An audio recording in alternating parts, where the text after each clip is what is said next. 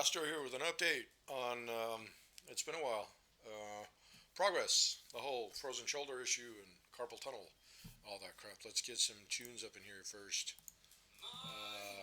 Uh, yep.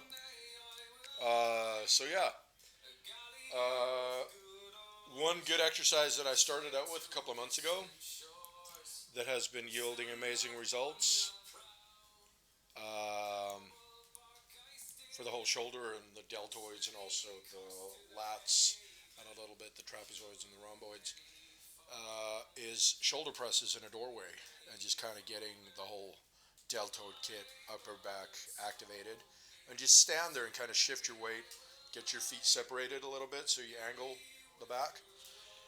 I've been doing that pretty much every day, several times a day for a few months now, and it's been loosening up the back. Shoulder rolls back and try to do it in sync with the breath and get that whole shoulder portion moving. I still have a lot of issues with frozen shoulder in my right shoulder mainly, and this whole portion of my lower arm and the mobility of my arm is restricted. I can only lift it so far. So what I did for that was I started out with soup cans and just did rolls, curls, and then moved up to half-liter bottles. What's that, a sixth or an eighth of a gallon? Basically, whatever, you know, soda bottles about that size. Half a liter is half a kilo. So just curling them up. Another one that's good for the lower arms and also around the elbows is a small towel, fold it over a couple times, wet it, and wring out the towel. And I usually I pop a squat in front of the sink in the bathroom and kind of squat down and get the whole, you know, thighs and everything going and the glutes. And I just wring it out a couple of times and do it, both ways like that. So four exercise bits there. Squats, of course, very good. And I started out doing them too quickly. I noticed I wasn't doing them at the limitations of my body. I was just squat, squat, squat. And that ended up having a negative impact and result. I got like more pain. So, or I developed, all kinds of cramping and shit. So, oops, pardon me. um, so yeah, you got to make sure to do it at your level. Walks every other day. I'm out walking. I should be doing it every day, but I'm so freaking busy. I forget. So yeah, 8 to 10 squats and just kind of get down there. Hold your square your shoulders. Get down as far as you can go, and stay there for a few seconds and just kind of breathe. And then get up, get the whole glutes activated, and then as you come up from the squat, clench your buttocks and the glutes and kind of get that portion tightened, and then go down again and pop a squat and then up. And my main issue, of course, as usual, is remembering to take these breaks. But after a couple of months of being more active, I started noticing, like, okay, I'm cramping up, time to take a break.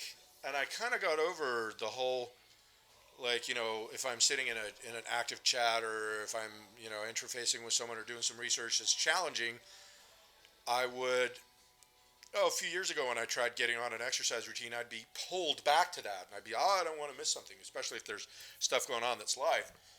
And I would stop doing the exercises halfway through because I was so captivated by what was going on. But I kind of got over that somehow. I guess the FMS, fear of missing something, is kind of fading away, and I'm prioritizing getting in shape.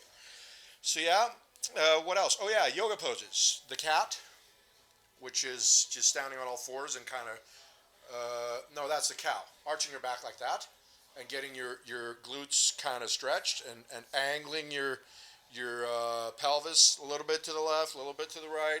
I also go through motions where I move my knees at an angle and get both sides kind of targeted and kind of feel where it's at, kind of stretch it out, tense it, stretch it out, tense it. And the cat, which is angling your back like that, so up and kind of like a cat when it's stretching, which is why it's called a cat. And most importantly, the plank. Just, I guess if your back is really weak, you can keep your knees on the ground. Otherwise, on your tippy toes, stand on your toes and on your elbows and your lower arms, and just stand there and breathe like a plank on the ground and get a yoga mat, or just do what I did, an area rug, or in lieu of having funds for even a yoga mat. Currently, a folded comforter will also work. Fold it over a couple times so you're not standing on a concrete floor, which is kind of uncomfortable. Uh, so that's pretty much it, and I do that routine every morning, and I've been doing it for 2.5 months. Oh, and push-ups and dips between a couple of chairs, just dip down and kind of get the whole tricep area going. And push-ups, of course, I started out at 3x7, and after about a week, I was up to 3x10. Yeah, one thing, remember, do it at your own limitation, your own level. If you start experiencing any sharp pain, stop. But a little bit of discomfort and pain is going to be normal. If you've had issues with chronic pain and muscle tension, tightness, it's going to be normal that you're a little bit sore. You're a little bit like, ugh. Like when I do this, for example, to get the trapezoids activated, it kind of crunches and it like, and it's really painful. This area right here cramps up from using the keyboard and mouse and also the smartphone. So it goes all the way up here and here into this. I forget what this top of the pec is called, or the pectoral, and what's above here.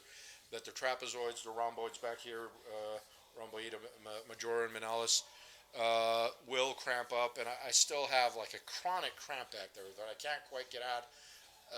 And it takes me about 20 minutes in the mornings if I want to get all that out, and I don't have time, right? No, making it more and more a priority. And this gut's going to get out of here too. It's going to take a vacation, a permanent vacation, and I'm getting in shape. So that's the update, and that's kind of my routine, and it works. So, more mobility, less pain. Just got to remember to do it. Make it a priority, guys. All right, so Astro out, and good luck.